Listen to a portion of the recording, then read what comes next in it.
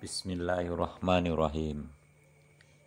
Allahumma sholli ala Muhammad wa ala ali Muhammad. Subhanallah wa bihamdi subhanallahil azim. Konsep ujian. Baik kawan-kawan, sekarang kita lanjut dengan konsep ujian. Saya coba analogikan sesuatu ya. Misal di depan teman-teman ada sebuah gelas yang berisi air. Air tersebut berguncang-guncang hebat sekali. Saya pengen sekali ngediemin air tersebut, tapi caranya salah. Saya malah goyang-goyangkan lagi gelas tersebut. Gergetan, gemes, berharap air itu akan tenang. Nah, pertanyaannya, ketika kita berusaha mau menenangkan isi air, tapi cara kita itu terlalu memaksa mendiamkan air dengan menggoyangkan air itu, kira-kira airnya jadi diam atau malah tambah bergerak-gerak? Silahkan dijawab. Begitulah dengan konsep ujian kawan-kawan. Ketika datang masalah, biasanya kita itu dengan sombong berusaha sekuat tenaga untuk segera menyelesaikannya. Kita cari solusi sekeras kita berpikir. Rata-rata kita gergetan ingin segera menyelesaikannya masalah tersebut, tapi apa yang terjadi?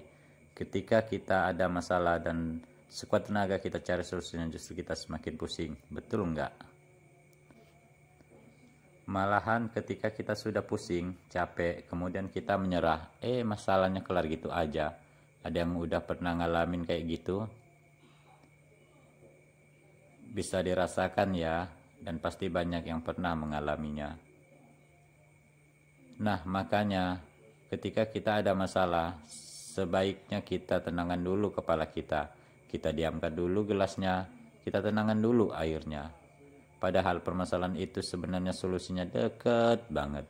Cuma kadang-kadang kitanya yang terlalu sok aksi. Jadi sekali lagi, ketika masalah datang jangan pernah mengawali dengan ikhtiar, tapi merenung dulu, berdoa mohon petunjuk Allah dulu. Jangan dibalik ya. Ketika ada masalah terus ikhtiar solusi, terus nggak kelar, baru deh berdoa, lalu kemudian selesailah masalahnya. Akhirnya baru nyadar raga kita capek duluan kan. Jadi kalau ada masalah nggak perlu ikhtiar. Bukan gitu juga, kita tetap ikhtiar, tapi jangan ikhtiar berontak. Berdoalah pada Allah, kemudian ikhtiar sewajar saja. Ikhtiar berontak dimaksud adalah ikhtiar yang dilakukan karena kita tidak terima air itu berguncang. Oleh karenanya kita ingin air itu cepat-cepat tenang. Bahasa mudahnya kita tidak ikhlas ketika sesuatu menimpa diri kita. Kita merasa berhak bahwa sesuatu itu harusnya nggak kita terima. Misalnya, anak nakal, hutang banyak, bisnis bangkrut, ditipu orang. Lalu kita mentah-mentah menolak dan agak kesal menerimanya. Lantaran kita tidak menerimanya itulah, maka kita berusaha mengubah sesuatu itu dengan secepatnya. Yang terjadi pada akhirnya malah makin kacau. Contoh, kawan-kawan punya anak yang bandel. Pastinya kita inginkan anak tersebut jadi baik kan? Ingin kebandelan cepat selesai kan? Kalau sudah begitu, biasanya kita malah jadi membentak anak kita. Betul ya? Kamu ini gimana sih? Dibilangin kok susah banget. Nurut nggak? Kalau enggak ntar mama bla bla bla bla. Semakin Anda galak sama anak dan makin nafsu menyelesaikan masalah, anehnya permasalahan tersebut malah tambah bikin ruwet dan si anak malah tambah bikin onar. Terus caranya gimana? Begini kuncinya. Setiap ada masalah, misal anak bandel, jangan langsung gundah, tapi tangkap dulu dan ambil pesan cintanya. Kira-kira Allah mau kita apa? Kita ingat-ingat beberapa waktu yang lalu. Kita melakukan apa? Ibadah kita selama ini gimana? Intinya setiap ada masalah kita terima dulu, ikhlas dulu. Gimana tanda ketika pesannya udah kita ambil? Kalau tandanya hati kita ini jadi tenang, ikhlas, ridho. Kalau udah kayak gitu, biasanya masalah kelar sendiri tanpa kita harus capek-capek buang energi. Hal itu juga berkaitan dengan ketika kita memotivasi orang lain. Kawan-kawan, Bahaya loh kalau ada orang yang lagi jatuh ketimpa masalah terus kita malah memotivasinya. Loh kok bahaya? Bahasa mudahnya tuh gini, orang tuh kalau lagi ditimpa musibah atau masalah, berarti Allah lagi sayang sama itu orang. Allah lagi ingin dekat-dekat sama dia, makanya diamkan aja dulu. Nasehatin buat tenang dan cari pesan cintanya. Bukan malah dimotivasi agar kuat dan dikasih semangat melangkah lagi, yang pada akhirnya justru mengakibatkan pesannya nggak sampai. Dia malah fokus lagi ke ikhtiar, bukannya fokus ke Allah. Moga kawan-kawan gak bingung ya. Jadi Allah itu ketika memberi kita masalah sebetulnya bukan agar kita segera nyari solusi, tapi agar kita kembali fokus dulu pada Allah, mendekat dulu ke Allah, curhat dulu ke Allah. Coba deh kalau misalnya kita motivasi, terus yang bersangkutan semangat lagi ikhtiar tapi gak berdoa dan malah mengedewakan ikhtiar. Astaghfirullahalazim. Pastinya Allah makin jauh sama dia. Nauzubillahi min dzalik. Moga penjelasan saya bisa kawan-kawan pahami ya. Intinya kuatkan niat, fokus on Allah dulu. Dunia PPA itu dunia keajaiban, tapi bagi yang mau aja sih, yang mau fokus kerja keras ya monggo. Jelasnya akan dijawab tuntas di dalam private class. Ingat kan kisah Nabi Yunus yang kisahnya sering kita dengar? Ingat. Ketika Nabi Yunus ditelan ikan paus, fokusnya Nabi Yunus bukan mencari jalan keluar, tapi dia merenung dulu ke dalam hatinya, mencari pesan cintanya. Begitu sudah paham, Nabi Yunus mengakui kesalahan dirinya dan terus berdoa, sehingga pada akhirnya Allah jualah yang menyelesaikan masalahnya. Dan karena Allah sudah menghendaki, maka masalah pun selesai dengan sendirinya. Kok bisa ya? Bisa, asalkan kita tidak sombong dan total bergantung padanya. Melanjutkan materi tentang total bergantung, mohon kawan-kawan sekali lagi harap dibaca pelan-pelan. Mohon dipahamkan oleh Allah Subhanahu wa Ta'ala. Amin. Kawan-kawan yang saya cintai karena Allah, total bergantung sama dengan dipenuhi. Ketika kita total bergantung, berserah diri, tawakal pada Allah, hajat kita pasti dipenuhi olehnya. Jika kawan-kawan praktekkan pola ini, insya Allah biiznillah hutang miliaran jadi lunas, mau mobil gratis bisa, umroh gratis mudah, masalah keluarga terselesaikan dengan mudah. Hal tersebut di atas banyak dibuktikan oleh testimoni alumni PA. Intinya kita hanya total bergantung, tawakal pada Allah. Baik, saya jabarkan ya, biar nggak bingung. Begini, awal mula kita diciptakan bentuknya apa? Ruh. Ketika kita berbentuk ruh, kita bisa apa? Nggak bisa apa-apa kan, total bergantung pada Allah kan. Dan ketika ruh total bergantung pada Allah, kebutuhan si ruh ini dipenuhi olehnya. Kira-kira apa kebutuhan ruh itu? Jasad. Terus kebutuhan sperma apa? Sel telur kan? Apakah dulu kita latih sel sperma kita agar bisa lebih cepat sampai ke sel telur? Enggak kan? Total bergantung padanya, dan Allah yang memenuhi kebutuhan sel sperma akan sel telur. Lanjut lagi, setelah sperma bergabung dengan sel telur, makanya jadilah gigot. Terus apakah jigot kita arahkan atau urut-urut supaya berenang ke rahim? Jawabannya pasti enggak kan? Total bergantung pada Allah, dan Allah yang mengarahkan zigot agar pindah ke rahim, dan seterusnya, dan sebagainya. Kalau dijelasin bakalan panjang. Dengan total bergantung padanya, pasti Allah akan penuhi segalanya. Contoh lagi, anggap saja bayinya sudah lahir. Apakah bayi yang sudah lahir terus bisa berusaha sendiri, minum dan makan langsung ambil sendiri? Enggak. Bayi itu total bergantung pada Allah. Dia tinggal oe-oe, makanan datang, oe susu datang, oe lagi popok datang, oe minyak telon datang.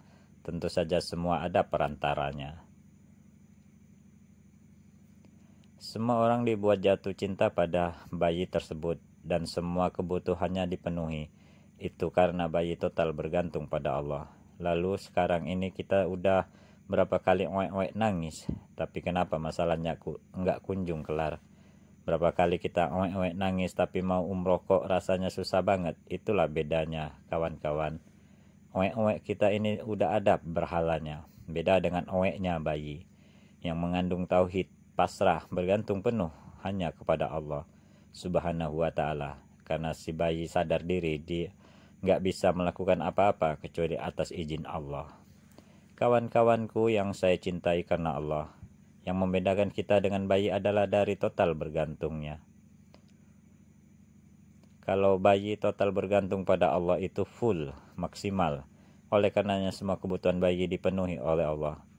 Beda dengan kita manusia yang sudah dewasa, kita makin dewasa malah makin kurang bergantung pada Allah.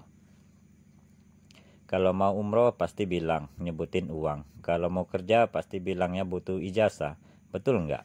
Malahan ketika kita diajari atau diberitahu bahwa kita ini butuh Allah, kita malah bilang nggak logis. Sungguh tragis. Astaghfirullahalazim. Kita masih berpikiran bahwa yang ngasih kita rezeki itu bos. Kita masih meyakini bahwa yang bisa bikin bahagia itu keluarga, jabatan, dan lain-lain. Contohnya kalau di antara kita ada yang di PHK, pasti deh ada yang berujar, duh mau makan apa nih kita?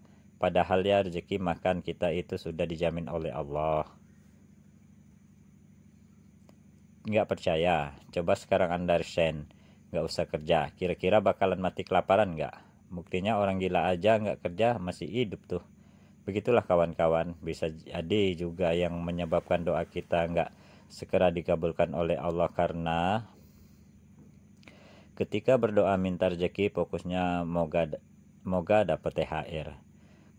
Ketika berdoa minta mobil fokusnya moga dapat undian berhadiah. Ketika berdoa minta umroh fokusnya moga gaji naik dan lain-lain yang bersifat keduniaan, duniawi. Astaghfirullahalazim. Sampai-sampai di saat berdoa pun fokus kita bukan ke Allah, padahal Allah yang memberi kita rezeki. Itulah hambatannya, kawan-kawan. Kita terlalu bergantung pada makhluk. Padahal kalau bergantung pada makhluk, kita tuh pasti was-was dan ujung-ujungnya harus rela merasakan sakit hati dan kekecewaan. Kalau udah banyak bergantung pada makhluk, gimana Allah mau mengabulkan doa kita? Tahu syirik kan?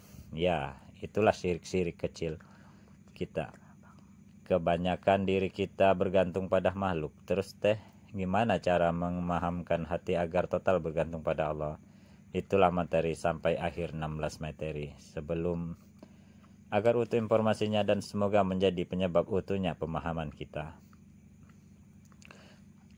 Ada 3 level pemahaman yang harus dilalui, yaitu 1. Dengan menyendiri dan memikirkan hakikat diri penciptaan kita. Kita tahajud mohon petunjuk Allah. Kita renungi dan pahami siapa sebenarnya yang mengatur rezeki kita, bos ataukah Allah. Ingat ya, pasrah aja, jangan ngebut, jangan terlalu menggebu-gebu. Karena yang memahamkan kita hanyalah Allah.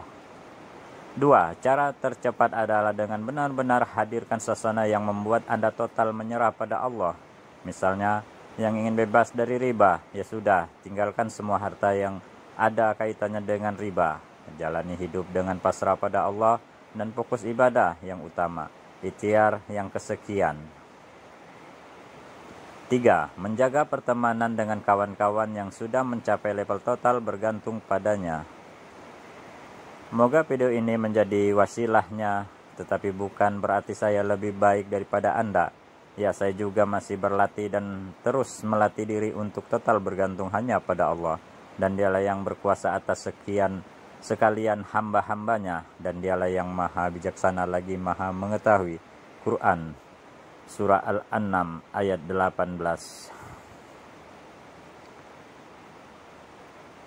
Allah itu sutradara terbaik, penulis skenario yang handal. Mudah bagi Allah melakukan apapun atas diri kita. Nggak masuk akal.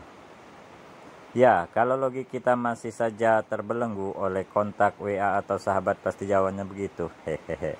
Iya, karena menurut logika kita, Yang bisa menolong kita itu hanya orang-orang di sekitar kita atau orang-orang yang kita kenal. Moga kita semua dipahamkan Allah dan menjadikan Allah hanya sebagai satu-satunya tempat bergantung. Amin. Allahumma amin. Setan pasti akan terus membisiki kita dengan logika. Dilawan ya kawan-kawan. Jangan sampai bisikan logika membenarkan hati kita, yang pada akhirnya kita tidak merasakan kekuasaan Allah di dalam hidup kita. Ingat loh, saat ini pun Allah melihat kita, menantikan kita mengangkat tangan, teruslah meminta padanya. Kawan, hanya kepadanya. Wallahu alam bisawab. Rangkuman materi 2. Bismillahirrahmanirrahim. Konsep ujian. Ketika datang masalah, biasanya kita itu dengan sombong berusaha sekuat tenaga untuk segera menyelesaikannya. Harusnya ketika kita ada masalah, sebaiknya kita tenangkan dulu kepala kita. Solusi dari permasalahan itu sebenarnya dekat banget. Cuma saja kadang-kadang kitanya yang so aksi. Jadi sekarang ini, ketika masalah datang, jangan pernah mengawali dengan ikhtiar. Tapi renungi dulu, jangan gerusa-gerusu. Berdoa mohon petunjuk Allah dulu, ambil pesan cintanya. Boleh ikhtiar, tapi jangan ikhtiar berontak. Berdoalah pada Allah, kemudian ikhtiar sewajarnya. Introspeksi diri. Apa yang selama ini udah kita buat? Tanya hati, kira-kira Allah mau kita apa? Intinya, setiap ada masalah kita terima dulu. Ikhlas dulu. Jika pesan cintanya udah nyampe, tandanya hati kita ini jadi tenang. Ikhlas, ridho. Kalau udah hanya kayak gitu, biasanya masalah kelar sendiri tanpa kita harus capek-capek buang energi. Ketika Allah kasih kita masalah, sebetulnya kita bukan disuruh nyari solusi, tapi agar kita kembali fokus dulu pada Allah, mendekat dulu ke Allah, curhat dulu ke Allah. Janganlah kita sombong, dan Allah hanya ingin kita total bergantung padanya, tawakal dan berserah diri. Mustudo. Setelah membaca materi yang kedua, maka sejak saat ini, ketika kawan-kawan ada masalah, diharapkan untuk tidak nyari solusi apapun dulu. Jangan curhat ke siapapun dulu, melainkan yang utama adalah kawan-kawan harus segera gelar sajadah, sholat 2 rakaat dan laporkan dulu masalah kawan-kawan ke Allah. Setelah curhat ke Allah, baru deh kawan-kawan ikhtiar solusinya. Siap?